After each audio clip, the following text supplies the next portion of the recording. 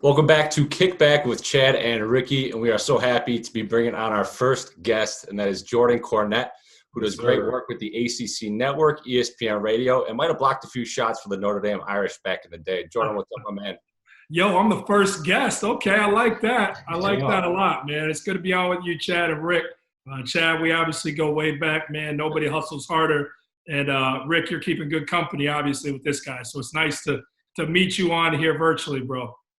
Absolutely, man. I mean, formalities aside, right? We had our little pregame talk and got all familiar with each other. I have a quick question that was weighing heavily on my mind, Jordan. How in the hell did you end up interviewing Mr. Bill Clinton recently? Because I'm scrolling through your timeline and you just got it right there. And I'm like, okay, all right, I need to talk to this man. So can we just start with that and just bypass all the formalities? Hey, Rick, I'm going to keep it all the way 100 with you. Something doesn't fit with that interview when you got Coach Cal, you got the 42nd President of the United States of America, and you got my ass that needs a cut really bad because of quarantine going on. It's what I've learned. A lot of this stuff's all about relationships. And I was able to form a pretty tight bond with Coach Cal. I was emceeing his fantasy experience camp, which is a lot of highfalutin people that are involved with the program, big fans, very successful men and women that come down to get the experience of what it's like to be a Kentucky basketball player. And in that bond that I kind of formed with Coach Cal, who's not as great of a coach as he is, even greater dude, we really vibed and he developed a trust. And when he came up with this idea to do something called Coffee with Cal every Monday and generate money to go to COVID relief, he asked me to be the guy to kind of steer the conversation along. And I was like, yeah, I can definitely get in with that. Yeah. And so he kind of laid out like the people he's going to be talking to. He's like, okay, so do Mark Cuban week one, probably going to be President Clinton. No, he said probably be Bill the next week. And I was like, Bill? He's like, excuse me, Mr. President Clinton. I was like, yeah, I don't move in circles like this. Yeah, so, man, you're going to have to explain that to me. So it's been really cool. And it just shows you like, you know, if you handle your business and come prepared for jobs that people ask you to do, it's a stepping stone and other stuff comes from it. So just being at that camp and generate relationships with the people, allowing the camp, the fantasy experience in Lexington to move smoothly, it developed the confidence he had in me to join in with this thing, which was dope. So what was the best question or response you got from Clinton?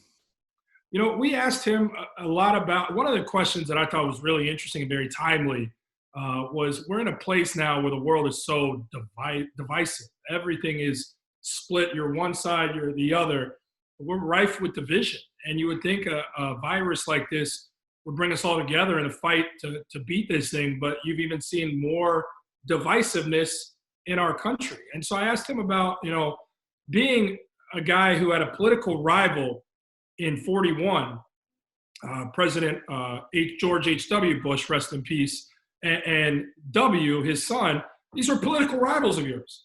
And yet, down in his later life until his death, and you still have the relationship with his son, how were you able to cross the aisle and become so tight to do good with people like 41 and his son W? And the answer he gave, you saw the charisma come out. You saw how this guy was able to lead our country for 8 years in 2 terms because he just spoke about there was respect in that point in our country. And no matter how you feel about the president now, it goes past him. It's about the respect that everybody is lacking. If you're on the left side of the aisle, the right side can say something smart, but you don't want to hear it because you despise everything the right stands for. And the right doesn't want to hear from the left because they despise fundamentally what they stand for. So there's no unified approach, and I think that really hurts everybody. And he said it way more succinct, but it was really cool to hear. Yep, that's awesome. That's so cool. Yeah, I would up on your leg for sure. They're trying to interview Bill Clinton. And how much time did you have to prep for that one? Yeah, I was gonna say I'm proud of you for brushing up on that political knowledge. Yeah, right. It was it took. I think we found out 3 days in advance. So please believe. I told my wife like, yeah, the yard work's probably not gonna happen today. I'm not gonna be able to hang that thing on the wall that you wanted. I got to study and really be on my P's and Q's. And to me, it's been great because in this time, you don't really have an opportunity to sharpen the tool set. You know what I mean? Like not everybody's out there. You know, us working in the media, those opportunities in the field aren't there right now because of this quarantine and everything going on. So for me to be able to sharpen the tool set by dealing with people as elite as President Bill Clinton, 42nd president of the United States, it's really good for me to stay on point. And it was an incredible, surreal experience. One that was awesome. It was awesome. That's awesome, man. Speaking of sharpening your tool set, I think you'll probably relate to this as the issue that I just recently went through, man. President Clinton don't got to worry about a haircut. That hair is flowing, it is moving, it is gracious. I attempted yesterday to cut my own hair. I think I did okay. Bro, I got to ask. Yeah, I did this to me, man. Show This all me. Show that off. Yeah, man. Hang on. He's breaking the distance rule. Yeah, I did this myself. I got 2 little blades. Anyways, I got to ask Jordan, brother to brother, how has the haircut struggle been? Oh, you don't even know, bro. I'm married to a white woman. She ain't cut my hair. She ain't cut my hair. I love her to death. And I don't see race in too many things, but when it comes to the dome, race plays a huge role. I can't let her touch this thing right here. So we just moved down here. Right. So, like, we're in Connecticut. I don't have a guy. Like, you know, Chad, Rick, you know how it works. Like, I got a guy. He'll help me out. Like, even in these times, I trust him. He's been in quarantine. He can come through. I'll get it cut real quick because I got to talk to people like President Clinton. Right. I don't have that guy. Yeah. So when I wake up and I got this going on, and I've had a bald dome. Chad knows this. I've kept the bald clean for a minute. Yeah, bro. People didn't know I could grow hair. They're like, is he on Restore? What's going on? I didn't know you could grow hair. I thought you just like the look. That just goes to show, man, you can pull it off, right? You know, brother, you can switch it up. Hair, no hair, I'll let you know how I'm feeling at the time. Rick, I need you to slide through to Connecticut, bro, because I'm scared to touch it. I don't know somebody to do it. My wife, there's not a lane that my wife ever needs to stay in except for this one with the hair, and she knows it. So we're good. Yeah. Jordan, you mentioned that you and Shay moved out there recently, but you have been out there for a year, and Shay was back in Chicago. So you went through you just got married, and out of nowhere, you have a long-distance marriage. What was that dynamic like? I mean, it's really the highs and lows of life, Chad. Like for us, you know, we got married on June 1st last year, and it was the top of, like, it was the apex. Like I felt like I hit it. Like I scored the woman of my dreams, my best friend.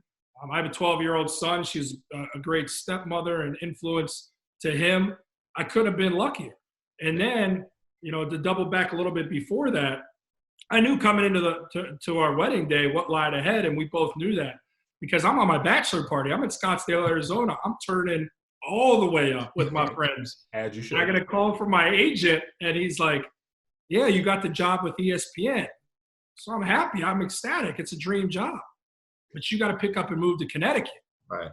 And you know, single Jordan still it would have been ecstatic. Right. But I know that my wife just signed up for a lifetime with me, which is an uphill climb for her in her own right, having to deal with a dude like me.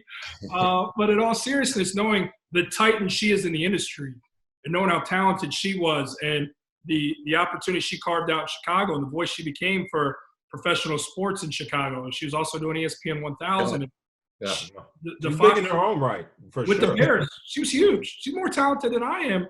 And I knew, like I told her, I said, I won't take this gig.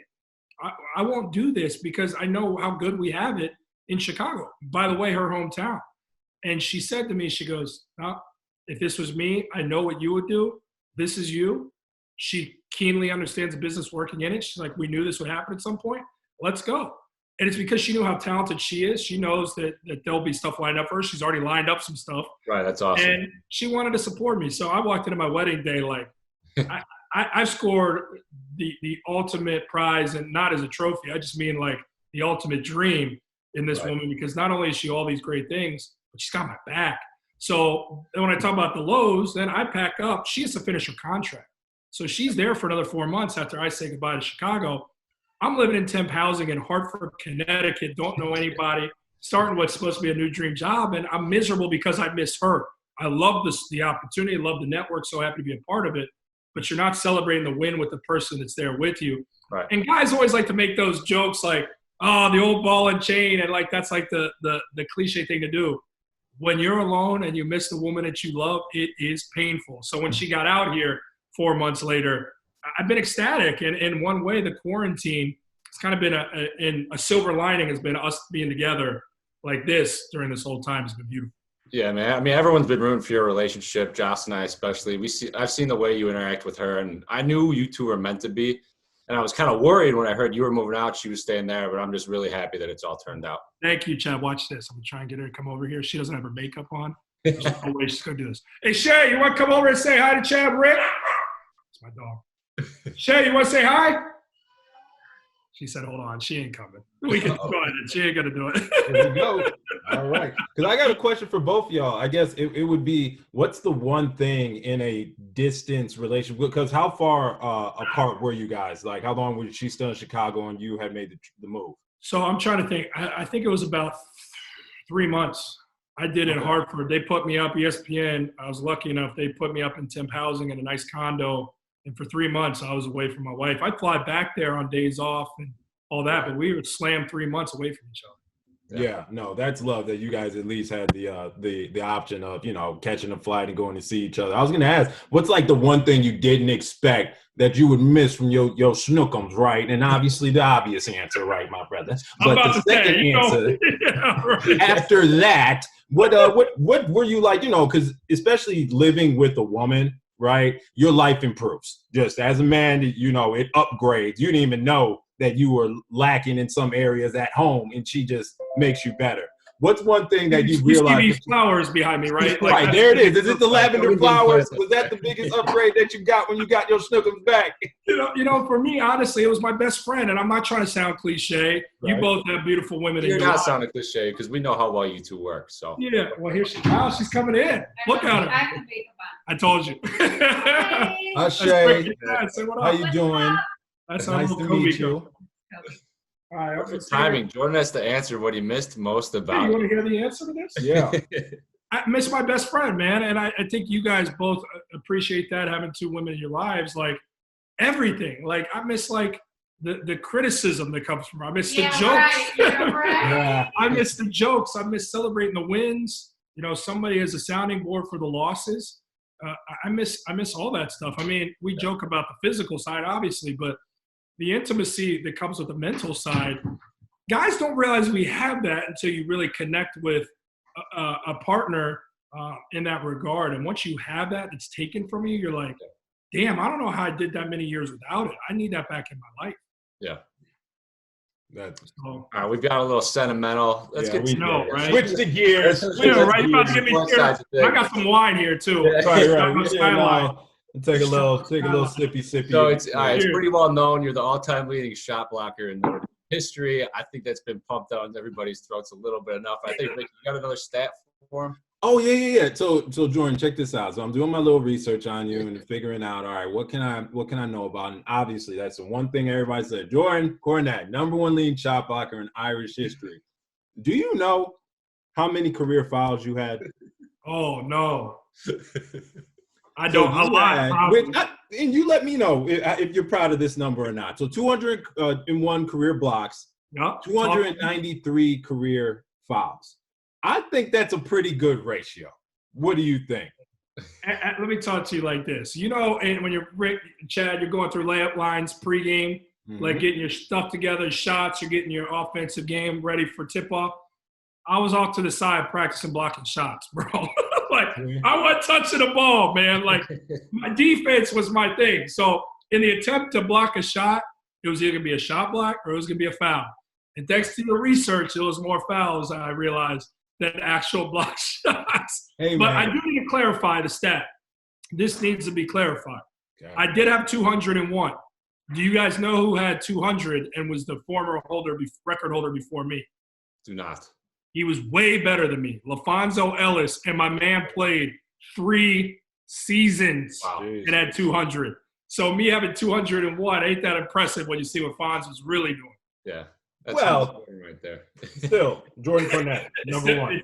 It's right. Still there. They ain't going nowhere. In the level of obscure statistics and record holders, you guys got one here in that one. Who? Cornette. So I saw on your IG story the other day, you're kind of going down a timeline of memories, and a picture that stood out to me was the one of you guarding Melo. Sure. I think maybe he'd be the obvious answer for toughest guard that you had to face, but who was the toughest?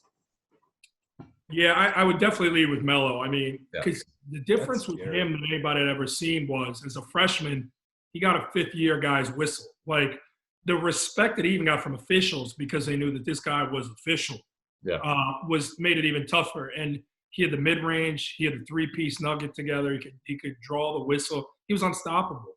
And his team was great. I mean, that team won the only national championship in the history of Syracuse. Yep.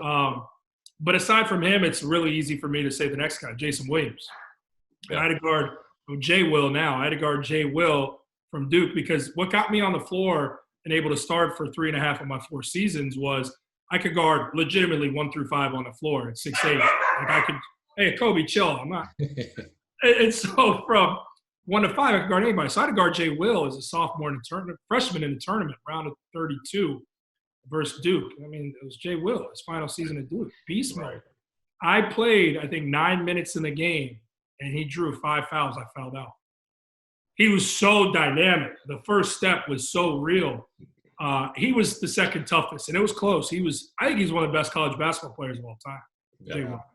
And that's why his story ended up just being so sad, right? Because so much potential that just wasn't even a chance to realize. It wasn't on-court injuries. It was a dramatic injury off the court. So, man, that's good competition, right? Jay Will's definitely an all-time college basketball, especially point guard, right? And then Carmelo Anthony, I mean, he was obviously smaller back at Syracuse, but he still had a grown man's body his freshman year, did he not? And he did. And the thing that crazy was about Syracuse is, like, when you play another team at your crib, like, they come to a shoot-around the night before or a shoot-around day of. Like, you notice them when you're on campus, like you see all the buses here at Syracuse in the building. They show up. They don't do shoot-arounds. At least they didn't back then. I don't think they do on the road still now. They showed up for the game, an hour and a half before the game, get off the bus in their uniforms with their kicks on, take off the warm-ups, and proceed to bust your tail. That's demoralizing. No shoot-around. That's just hitters, man. Just coming out there like, roll them out, let's play. Yeah. Jay, do you remember what you were ranked as a prospect going into Notre Dame, coming out of high school? Recruiting was so different then. I know I was top 100, and back then you didn't have, like, everyone didn't have a cell phone. Like, that's how old I am. So, like, you got a ton of letters, and email wasn't really too much of a thing then. So I was pretty much recruited by everyone in the country. Like, I'd come home, and there'd just be letters on top of letters, and people would be calling your house. Like, the coolest thing for me was my junior year, because I committed early to Notre Dame. Michigan State had just won the national championship, and Tom Izzo was at my high school, an all-boys high school, watching me practice a couple weeks after that, the reigning national champ. So that was definitely a really cool moment. I was top 100. I can't remember what. That's love, man. I mean, you're seeing how much times have changed from back then, pre-cell phones and, the birth of emails, right, to all of a sudden top prospects are just saying, yeah, F college, I'm going to the G League. I'm going to Australia. I'm going overseas, wherever. And they're opting for professional careers earlier. I think one of my first questions that I have for you was, one, if that opportunity was there for you and the notoriety, you take Jordan Cornette, 2020 version, you're seeing guys like Jalen Green out for the G League. Is that something you probably would have considered back then? Or do you think the opportunity to now maybe having a bigger stage in college would have been more appealing to you? Yeah, I think it's all about your economical, your socioeconomical background. I was lucky enough to have 2 parents in a household that both were able to provide, that both had a healthy relationship. So I didn't feel a sense of urgency to do that if that would have been able to present itself in my world back then. To be honest, I think this whole G League thing is exploitation. I really do. I think it's dangling a quick fix in front of guys. And I don't know everybody's socioeconomical background, but it's a quick fix. Okay, you're going to give these guys this boatload of money, but you're going to throw them into an environment where they just got to be grown from jump. They're not going to be staying in the nicest places. The G League doesn't get that kind of love. You've got better lodging in college as a freshman than these guys in the G League. Your travel, the level of support around you. And look, I'll be the first one to dog out the NCAA and talk about how they are exploiting these athletes in certain ways. Also, let's be clear. G League's doing the exact same freaking thing with this in terms of, okay, and 500 is the high end. Here's $150K to a guy so you don't go to college. Thrown in here with grown men that don't care who you are. The lodging, the support group, it's all different from what it could be in college. And then if you don't work out, you're thrown to the wayside with what? No education, no support group behind you, no way to go. Now, on the other side of that, it is dangling low-hanging fruit to them because a lot of guys need to support their families. That 150K, that's a sense of urgency that you got to grab at right away. And that's what makes it alluring. You know, as we talk about Scottie Pippen's contract in The Last Dance and the $18 million over 7 years, it's the same situation. Scottie had to take that to support his family. Scottie didn't have the luxury to say, I'm going to bet on my body when I just had the back surgery. It's putting something in front of somebody that seems appealing, but in reality, it's really not because somebody controls exactly how desperate you may be. So I hope too many guys don't go this route with the G League and do see that, hey, let's just do a year of college and then let's go. Or they see a better offer from the G League because I don't think it is one. The NCAA's got a lot to fix, but this G League option ain't that much better. Well, I'll tell you what, if I'm a big-time college coach, I'm sending out Jordan Cornette to do my recruiting to get them to come to my school and not go to the G League because you made a lot of really good points there. Yeah, people just don't think about that part. Like, look, I know they're not making that money, but there is a brand they're able to build, and I'm not saying that does it all. Like, Zion was going to be Zion. Right. He did add a few more dollars being at Duke, but he was going to go his way. I just don't like the idea of Zion being maybe paid $500,000 and being thrown in with a bunch of grown men that don't care about who he is and traveling on buses and flying coach and staying in not the nicest hotels and hoping that it translates through. The Zions make it through. Those other guys don't. And those other guys are behooved to have a year of coaching in college and able to continue to be nurtured as a young man and then go off to chase the dollars, in my opinion. Do you think who is the target audience for the G League? Is it just the Jalen Greens who are going to make that $500,000 and then another 200,000 in endorsements? Or is it really a wider net for people who need to make those funds quicker? Because we're talking a matter of what? 8 months is the college. You enroll from high school, you do college basketball, which is a winter sport, then you go into the NBA draft, right? Like, I guess when I'm trying to figure out the cost benefit and who really the G League is supposed to appeal for, is it for budding superstars that just really don't care about college and want to cash a check? Or is it for some of the mid-tier college athletes that need to now cash the check to provide for those families? Yeah, well, Rick, it's a good question. I think if you have these coaches tell it, I think they believe the G League's trying to come for everybody. I think they're trying to come for anybody with talent and offer them something that's just appealing enough for them to bypass college. I mean, they want to improve the product with the G League, and they see the holes in the NCAA, and they're trying to challenge that. I do think that is a pretty sound decision from them to see how broken the NCAA is and make this play. But again, I think it's anybody that's capable of coming out of high school and being an impact player in college, which are a handful of guys. But those guys aren't always pros. Right. They're just really good players that could easily fizz out in 1 year in the G League or 2 years in the G League and never be on the trajectory that maybe they could have been playing college ball. So I think to answer that question, I think the G League's coming for a lot of them. Do you guys think LaMelo Ball, in a way, has kind of been a pioneer because of all the success and the revenue he brought to the NBL? I mean, obviously guys have gone overseas and not gone to school prior, but I mean, he made it a big deal.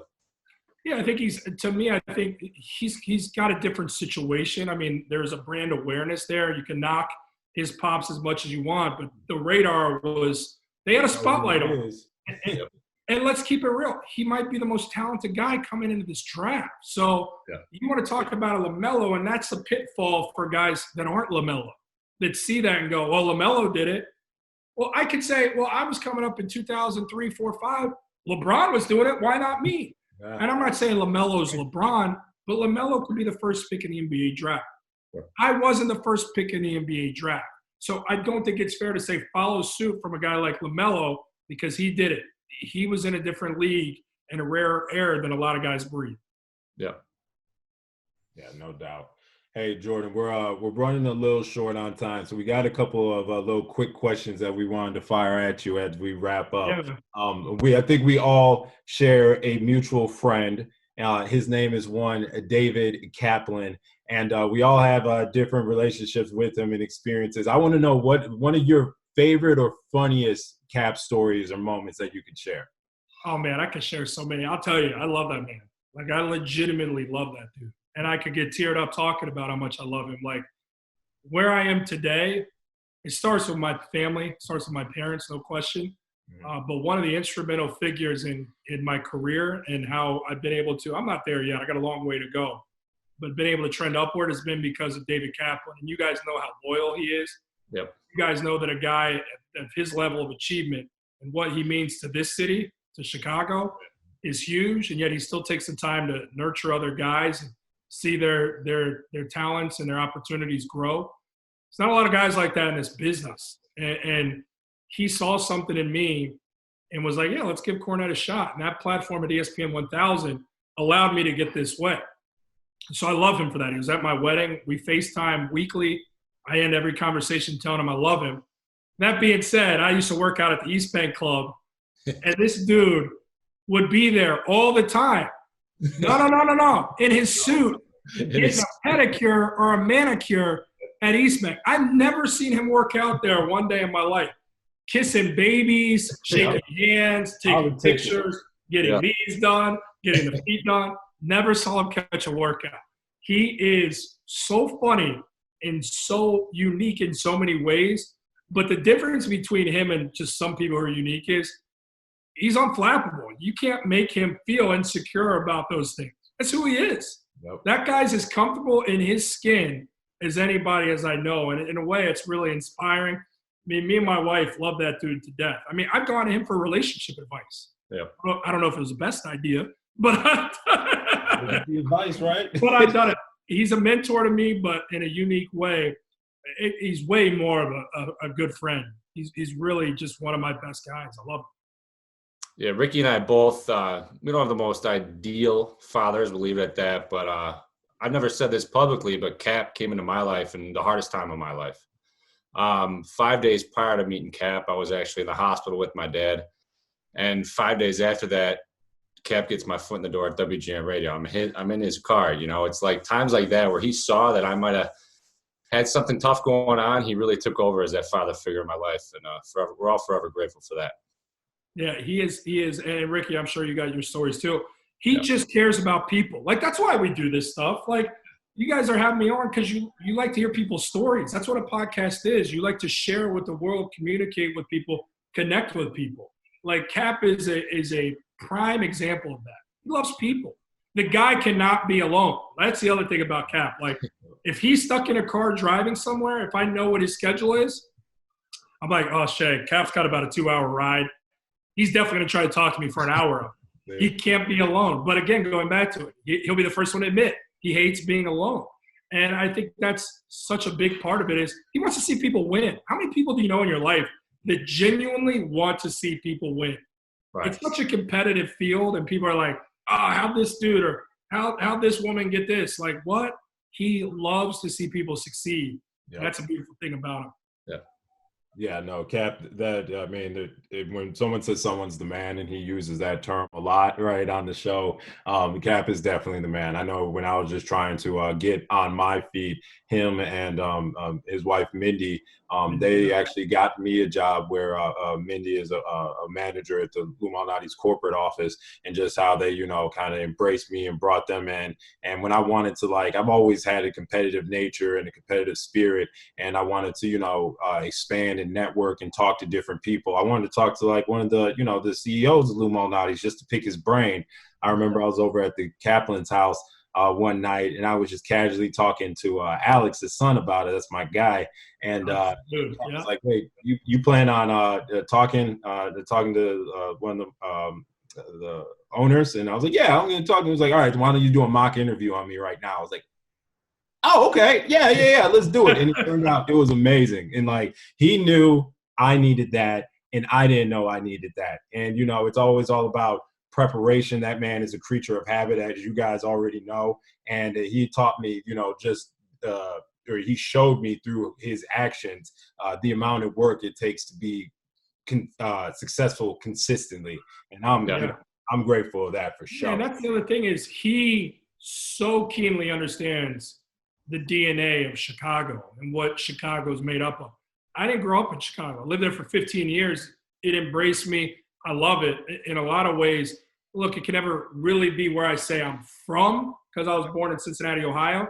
But in a lot of ways, it feels like home to me. And one of the first days I was on ESPN 1000, we got into some conversations about LeBron and MJ. And I said some stuff like, hey, LeBron needs to be in a conversation. I still stand by that. MJ's the best.